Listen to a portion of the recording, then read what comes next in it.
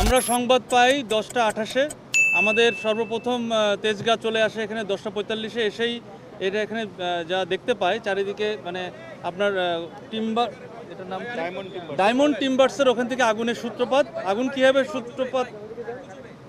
কীভাবে সূত্রপাত হয়েছে ওটা আমরা জানি না, বাট এই টিম্বার্স থেকে, এই সমিল থেকে আগুনের সূত্রপাত হয়েছে।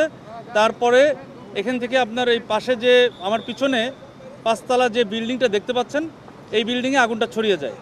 এই বিল্ডিংটা বিভিন্ন গোডাউন, কাঠের তৈরি আসবাবপত্র থেকে শুরু করে এখানে বিভিন্ন রকমারি প্রোডাক্টস যেমন প্যাম্পার্স অথবা অন্যান্য যেসব প্রয়োজনীয় বিষয়গুলি এখানে আছে।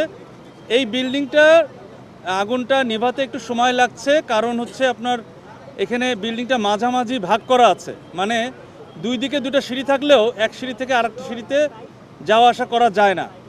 যার কারণে আমাদের প্রথমে এই বিল্ডিংয়ে ঢুকে আগুনে কাজ করতে সময় লেগেছে। আমরা প্রথমত চেষ্টা করেছি এই কারওয়ান বাজারের এই আগুনটাকে কনফাইন রাখার জন্য, এটা আমাদের সর্বাত্মক চেষ্টা ছিল।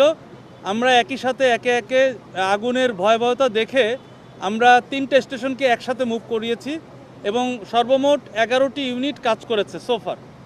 আমাদের এই বিশেষ করে এই 5তলা যে গোডাউনটা, এখানে কাজ করতে সময় লাগছে। আমাদের আগুনটা নিয়ন্ত্রণে আসছে 12টা 38-এ।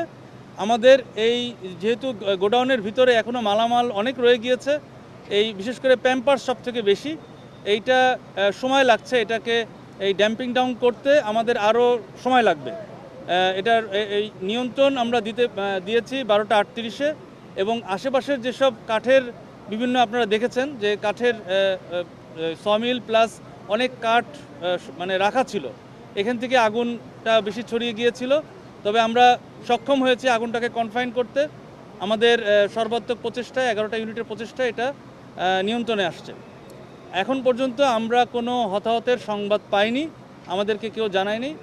আমরা যতটুকু ভেবেছি এবং আমাদের ভিতরেও কোনো সমস্যা হয়নি। তো আমরা কাজ করছি, আমাদের একটু সময় লাগবে এই ড্যাম্পিং ডাউন করতে। আমাদের মানে আগুন সম্পূর্ণ নির্বাপন হতে একটু সময় লাগবে।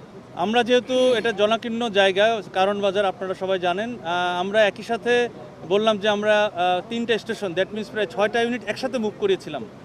আর বিশেষ পানিবাহী গাড়িও মুভ করেছিলাম যাতে করে পানির স্বল্পতা না থাকে। যদিও আমাদের পানির সোর্স আমরা পেয়েছি, একই সাথে আমাদের বিশেষ পানিবাহী গাড়িও এখানে ছিল। এখানে বলে রাখি যে ওয়াসা এবং বাংলাদেশ সেনাবাহিনীর ওয়াটার বাউজার দ্বারা আমাদের এখানে পানির সাপোর্ট আমরা পেয়েছি, সুতরাং পানির কোনো সমস্যা ছিল না। আর এই বিল্ডিংয়ের, এই ভবনের একটা আমাদের প্রবলেম মনে হয়েছে অগ্নি নিরাপত্তার দৃষ্টিকোণ থেকে। এই ভবনে নির্গমন পথ, মানে এক্সিট রুট অথবা অন্যান্য যেসব ফায়ার ফাইটিং ইকুইপমেন্ট, সেগুলো আমরা পাইনি।